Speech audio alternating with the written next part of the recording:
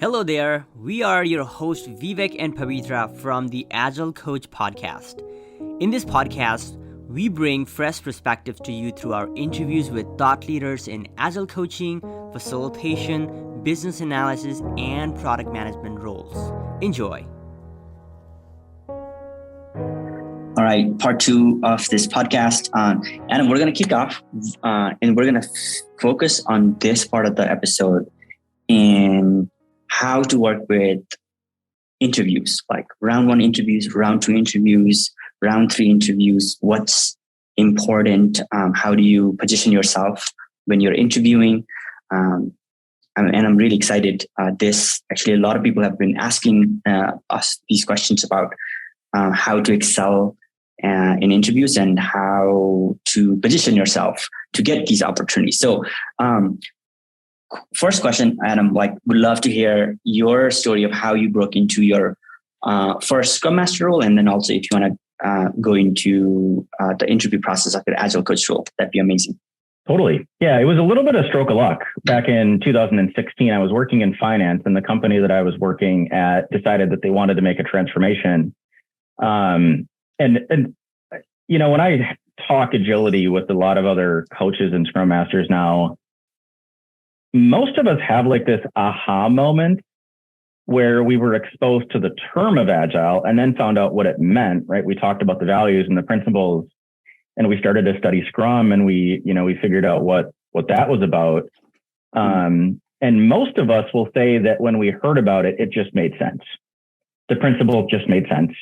The values just made sense. It seems to be very logical for people that are like-minded in that way. So for me, I had that same experience. In 2016, the company decided that they wanted to make a transformation. I got my first exposure to the term of Agile and what that meant. And I gravitated naturally towards the Scrum Master role. I think that just spoke to my values and my personality and my style as a person. So that was the start. I converted to a Scrum Master in that role. I worked with an Agile coach that company had hired. And then it's kind of just off to the ground running. I moved into a different role a number of months after that, went to an Agile conference, networked with a number of other people. And that was kind of when the fire got lit for me. Because I found, that I wasn't just in this bubble of agility, that this was an entire industry, and there were thousands and thousands and thousands, if not millions of people that thought like this and were a part of this. So networking with those individuals, having them validate that the things that I was feeling were real and are possible in corporate was very energizing to me. And then after that, stepped into a role as a Scrum Master, handling one team. That team, I can still say to this day, ironically, was probably the best team that I had ever worked for. So I don't know if it was just a stroke of luck or, maybe it was fate that I worked with my best team pretty much in my first true Scrum Master role coming right out of the gate after I had led that initial transformation. I've always been fairly ambitious, so my eyes and ears were open for other roles. And I was even speaking at that time. I remember being in interviews and speaking, I want to be an enterprise Agile coach someday. I want to be an enterprise Agile coach someday. And I knew to get to that place, I was going to need a number of Scrum Mastering experiences, because you have to have some wisdom working with a number of different teams to experience different situations, different impediments, different problems. I was going to need a couple of organizations under my belt to understand what do organizational impediments look like and how do you remove those. And then kind of the turning point for me was when I was at Northwestern Mutual, and I got in contact there with an engineering manager who had a background as an Agile coach. And I remember just really gravitating towards him. He became a great mentor of mine there. And every time that I brought him a situation or an idea or like an observation of something that I thought was an organizational impediment, I would say 90 to 95% of the time, he and I agreed pretty strongly on what we were seeing. So in my mind, that was finally like the click. I was like, okay, like, yes, I'm a Scrum Master, but I have the mindset of a future Agile coach currently. And then when I got the opportunity through a recruiter to step into an Agile coaching role, it was pretty easy for me to do that. And I think if you have people that are listening to this podcast that are prospective Agile coaches that maybe don't have the title yet, or are looking to get the title, or maybe don't feel like they can, I will say this on probably any podcast that I get invited to do. If you can speak to personal growth outside of your 9 to 5 in leadership, communications, discipline, success habits, you will probably set yourself apart from 8 or 9 out of 10 other candidates in the process. So I love to talk about that. I tell people to talk about that, right? Read books, John Maxwell, Stephen Covey. Again, there's dozens and dozens of great authors out there, but read those books, study those books, develop yourself and your character and your qualities. And that, I think, gives you that little razzle dazzle in interviews that a lot of other people really don't have. So you may not always get the offer if you're, competing against someone that has maybe 20 more years of experience, but you're going to put yourself in a really, really good position to at least be in a final interview and have a chance. And sometimes newer employees that are a little bit more green tend to thrive a little bit more in some environments because they're a little bit more humble and they're more flexible and they're not going to be as rigid to their biases or their experiences. Amazing. Thank you for sharing that. Adam, the first part, before going into the Agile Coach interview, I want to kind of ask a few questions that the students in our community who are interviewing for Scrum Master role or wanting to go into Scrum Master role are asking. And I know you're mentors to a handful of them. So my question is, how should new Scrum Masters who've or a little bit on the greener side, how should they approach the interviewing process, the round 1, the round 2, the round 3? What have you learned by taking those interviews in your early years, and then now like you're in the interviewing team? So what's your advice? Yeah, it always helps when you have real life examples you can pull from. Yeah. It's a little bit difficult when you're more green and you don't maybe have the experience or you don't have the situations under your belt, because then you're trying to pull from theory and you're trying to pull, mentally in the interview, you're trying to pull from theory, but you don't really have the experience yet. So you're subconsciously trying to take the theory into a real life example and then regurgitate that in front of an interviewer. But I just think that, a lot of companies, if they're a company that you want to work for, will hire at least somewhat for culture. They'll hire for humility. They'll hire for flexibility. They'll hire for character. So if you can articulate the fact that you are going to be a good fit in the culture and that you have some at least minimal understanding of how to do the job well, I think that's probably a pretty good way to get through steps 1, maybe step 2 in an interview. Step 3, I think too, is somewhat interviewing your interviewer without telling them that. I would definitely not tell them that in a third interview or final interview, because that might come off as a little bit abrasive. But you're really trying to figure out, what does the role look like? Is it 1 team? Is it 3 teams? Am I replacing someone that was maybe a project manager and these teams are used to being command and control? So that third interview, I think, is a lot of understanding who's in front of you, what is the situation that you're stepping into, and then making a case to that person that you can solve the impediments that they're currently experiencing. And I've even found sometimes when I'm in interviews, I end up coaching my interviewers. And I think this is a little bit different than maybe an engineering manager or like a developer interview, because developers are probably not going to coach their interviewers. But when it comes to agility, a lot of people have issues understanding agility. And when you're coming in as a Scrum Master, coming in as an Agile Coach, many times you will have more knowledge in that area than the person that's in front of you. So you may not even be intending it, but you could actually be adding value and coaching the person in front of you, even though you're not intending to do it. You were on mute, my good sir. Yeah. And what do you mean by coaching? Can you give some examples of where you got a chance to coach or help somebody understand what really agility is in the interviewing process? Yeah. I think the first thing that comes to mind is the importance of having team stability. Because if we really go to the grassroots of Scrum, there's a very strong focus on team stability. If you want people, right, human beings in general, to develop a good relationship, you don't do it over once a week, right? If you and I wanted to become best friends, we don't do that over one time a week over a year, right? We need to spend multiple days together, like getting to know each other, setting up working agreements, right? So I think what I've at least tried to add value in to people that are in front of me in some of the interviews is saying, hey, like, what is your view on team stability?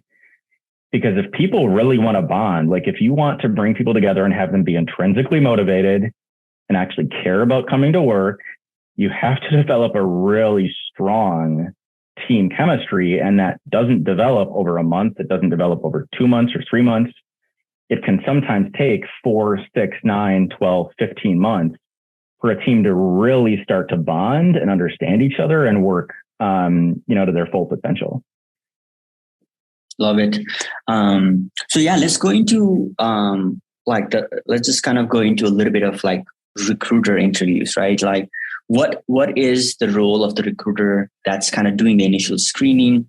How do you engage with them? How do you, in our past interviews, you've talked about having an abundance mentality and really going for a company and a role that really fits for you. How do you think through and navigate through your round one interview with the recruiter? Yeah, I think first and foremost, don't overthink it. The person on the other end, even if they're like a hiring manager or, if you're in a second or third round interview, there's a good chance that you'll end up knowing more Agile than they do.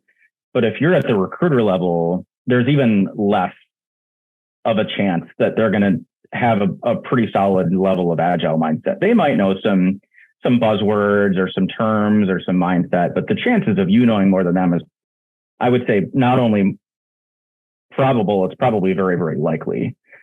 And I've heard Agile coaches in the past say that you will either get hired or not hired on your story.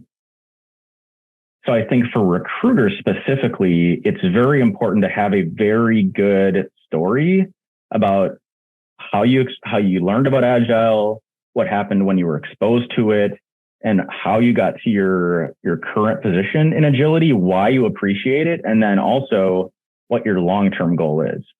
And for me, as an extroverted introvert, I can kind of turn on and off the charisma. But for someone that is a little bit more introverted, I would say absolutely pay attention to the charisma. They need to know that you're likable. They need to know that the culture is good. And they need to know that if they're going to present you in front of a hiring manager, that you're going to make a good impression. And it's not really difficult to do that, but it's sometimes easy to just get nervous and kind of stumble and be a little bit more serious, when I think recruiters just really want to have a good relationship and present someone that has, a good charisma and can be a good fit for the culture. Nice. In terms of asking them, like what kind of questions do you ask them about the potential role or the company? How do you use that conversation as a preparation for your round two interview? Yeah, recruiters, I think, have a difficult role to play. I think you'll probably likely get better information from a hiring manager or whoever is already in the role.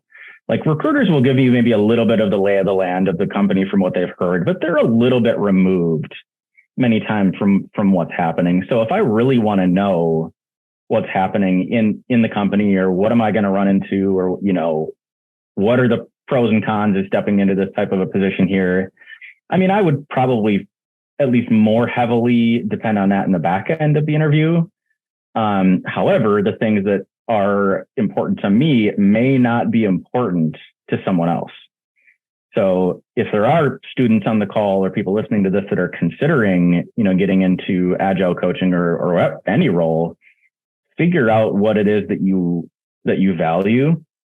And then those are the questions that you should ask. For me personally, I like work-life balance. I don't want to end up working 60, 65 hours a week or more, right, in the role. That's just not one of my values. However, if someone is a little bit more ambitious and maybe they want to fly right through Agile coaching into consulting, or they want to be a product director, or they want to go into a little bit more of an elevated role, well, then you may have to work some overtime and pay some dues. And then that'll be a question that you ask in an interview is like, what is the growth opportunity for Agile coaches? Are they maxed out? Can they move into something else? Like, what does that look like? So I just think it's very important to understand what is it that you want, like what's your long-term goal? And then that kind of is what you base your questions off of from there. Yeah, great. Let's go to the round two. Let's say you make a good connection, you show that you are enthusiastic, you want to grow, and your story kind of lines up with what the hiring company is looking for, and they get you for a round two interview. If you can walk us through what does the preparation look like going into round two, and like what does that interview look like? How do you show up as your best candidate for the role? That'd be awesome. Yep. Interviewing to me is less about saying the right thing and more about how are you comparing yourself to the other candidates.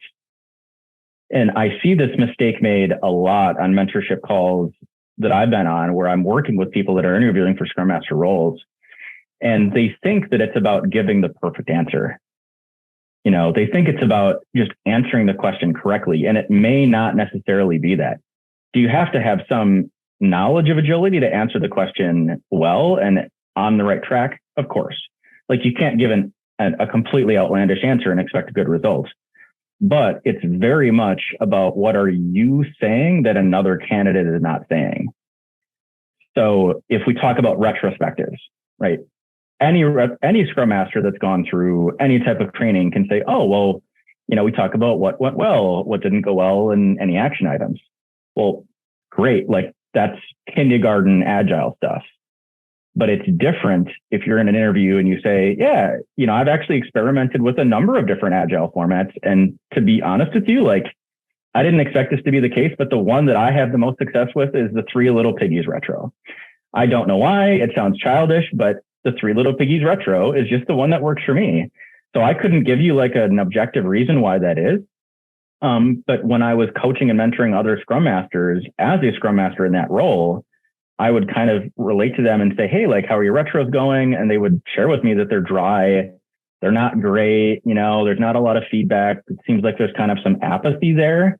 And I would walk them through some of the things that I've done to build the relationships with the team members so that if there's a lack of participation in the actual retro, I know who I can call out to actually get an idea on something. But if someone doesn't do the homework to set up a one-on-one or develop the relationship with that person before the retro, a day, 2 days, 3 days before, they don't know who to call on, and that relationship is not built. And it can be a really dry retro. So I think some wisdom there, just based on trial and error, has allowed me to help other Scrum Masters grow in their craft as well. Yeah, love that. So that's the difference, Vivek, right? Any Scrum Master that's in an interview can say, yeah, I make sure that it's at the same time and place. It's this long. I come prepared. I ask the 3 questions, but not everyone answers that other way, right? The last half of my answer that I explained to our viewers, but those are the type of answers that set you apart from the other candidates that you're, really competing against. Yeah, no, I really like that stance. Just making it clear, you're not just answering question, you're just trying to come on the top of among the other candidates. What other things can you do in that space of when you're talking to team members to kind of, showcase that, hey, you bring a little bit more to the table? What else can you do, or what else have you done? Yeah, I talked about this in a number of different podcasts, but I really think that the most successful, not just Agilists, but the most successful corporate employees are the ones that dedicate time to personal development or self-development outside of their 9 to 5, or if they have capacity at their 9 to 5s.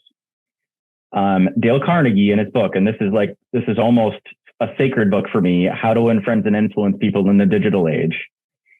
He called this out 100 years ago now, that dealing with people is probably the biggest problem that we have. So I think anybody, whether you're a Scrum Master or a business analyst or a product owner or a developer, you would be well advised to spend at least some time either in your 9 to 5 or outside of your 9 to 5, checking out some personal development books and working on that craft, because you can have the best information. You can be right. You can have wisdom and experience. But if you're not good at articulating that to other people, you're going to be set up for major frustration. And I think that's really good. If you're already doing that, that's really good to mention in interviews, because very few people actually do that. So if you mention it in an interview, boom, you're at the top 10 or 20% of the candidates, because no one else is saying that. Love it. Going into round 3, Adam, like, how do you interview the team that's interviewing you? How do you prepare for round 3 interviews? Totally. I think it depends a little bit on the format. I love when companies bring in part of the team, like the actual team that you're going to be working with or potentially going to be working with, to interview you. I think that's very important. And I don't see a lot of companies do that. But it's great as an Agile coach to have another Agile coach there that, you may be working with, to say, hey, like, what is your style? Are you a super driver personality, or do you not like confrontation? Are you assertive, or are you more passive? Because that allows me then to make a decision on whether or not I'm going to be, a healthy part of this corporation or this team that they're developing, or am I going to be driven crazy by this person that thinks that they just know everything? So yes, it's about interviewing and showing that you're capable and competent of succeeding in the role, but it's a little bit of deciding, hey, am I actually going to enjoy this role? Right? Yes, I may increase my paycheck. Yes, I may get a better title. But if you're going to be miserable in the role, that gets old really, really quick. And not only does asking that give you some insight into the role and whether or not you're going to be fulfilled in it, but it also most likely will look good at the person in front of you, because they're looking at you, reading the situation, and say, hey, like, he actually cares about this. He's not just telling me what I want to hear, which at least promotes the idea that you're transparent and that you can have a crucial conversation, and that you don't shy away from healthy conflict when it's necessary. So again, it's a little bit difficult to answer that question, as we both know, but our viewers need some type of guidance. So it's a great question, but every third interview or final interview is going to be a little bit different. You may have someone there that's part of the team that you're going to be working with. You may not. And your answer may actually be determined a little bit on the title of the person that's in front of you. Because if you're in front of an Agile coach or a VP of Agile or someone that has a lot of knowledge in agility, you're probably going to answer the questions that they ask you a little bit differently than if you're in front of a director of engineering, right? They want to hear about metrics and efficiency, and how do you measure things, and how do you dashboard in the tool to create transparency, and how do you use empiricism, right? So understanding the role of the person that's in front of you is also imperative in that final interview to make sure that you're actually answering somewhat towards what they want to hear. Amazing. Last question, Adam. Do you need to have a college degree to become a Scrum Master? Heck to the no. And I don't even think you need a technical background, Vivek. I'll go above and beyond there for you. I joke with people. I actually make a joke about it. I'm very humble about it at work. I tell people that I'm probably the least technical person that's ever in IT. Now, do you need that background to be a developer? 100%, right? Do you need that background, or should you have a background in that? Like, if you're a product manager or a product owner, it probably helps. But if the person that's listening to this podcast is thinking Scrum Master or Agile Coach, or even maybe like business analyst path potentially, like, you don't need a massive background in the technical realm. I don't have a college degree. I went to college, but I don't have a degree. So if you don't have a degree, or if you're coming out of high school, or you're young, your early 20s, you do not need to have a degree to succeed in agility. You do not need to have a degree to make very, very good money and set yourself up for a great life. But I think it's important, if you're in that situation, to not be defensive about it, but own it, right? Own the reason why you decided to go the route that you did, because there's probably a good reason. Like, maybe you didn't want to dive into 6 figures of student loan debt because you're financially conservative. There's nothing wrong with that, right? But don't get defensive about it. Explain your thought process and why you did it. Be confident in it. Be enthusiastic and charismatic and positive about your decision. But you do not need a degree. You do not need a technical background to thrive in a number of agile positions. That's great, Adam. And just in case, like, if hypothetical, if you were asked this question, you probably haven't been asked this question or had to tackle this college degree, how would you do it? Yeah, I would say, my story is that I went 4 years and I didn't have a degree. I was on the 5-year plan. So for me, it just didn't make financial sense to invest another $25,000 to $28,000 into school when I had networked so well during undergrad that I had job offers unrelated to what I was studying that were going to pay more than what I would have made with a position in my degree if I would have gotten a degree. So to me, it was just like, it was a numbers game. Right? I was very objective about the decision. I said, a piece of paper is not going to add any value to me at this point in time. I didn't want to invest any more money into it. And I had networked. That's another thing that's very important, I think, for people to understand is that networking in school is super important. You may find, like I did, that the people that you meet in college are going to be way more valuable long-term and have a much higher return on your investment than the education itself.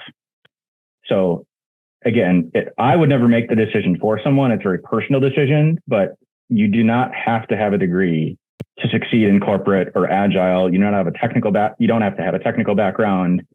I just decided objectively that it was not worth the investment to continue. And I've never looked back. No regrets, zero. I still have people ask me if I ever want to go back and get my degree. And my answer still is not a chance. There's no reason to. Yeah, sounds great. And quick plug, if somebody doesn't have a degree, you've got obviously me and Adam, we're part of the same training cohort and we actually help people get into these roles, entry-level roles. So we got you. But thank you so much for this really honest, transparent conversation, Adam. Wishing you all the best on your career. And thank you so much again. Awesome. Thanks for having me. All right, that's a wrap with this episode. Thank you for listening till the end. We hope these podcasts are providing value on your Agile journey. If you haven't visited our website, theagilecoach.com, we highly suggest you for other courses and supporting material on your journey. You can also get access to our self-paced courses or learn more about the live training that we provide to become a Scrum Master, Product Owner, Product Manager. With that, we will see you on the next episode. Love and best wishes from the Agile Coach.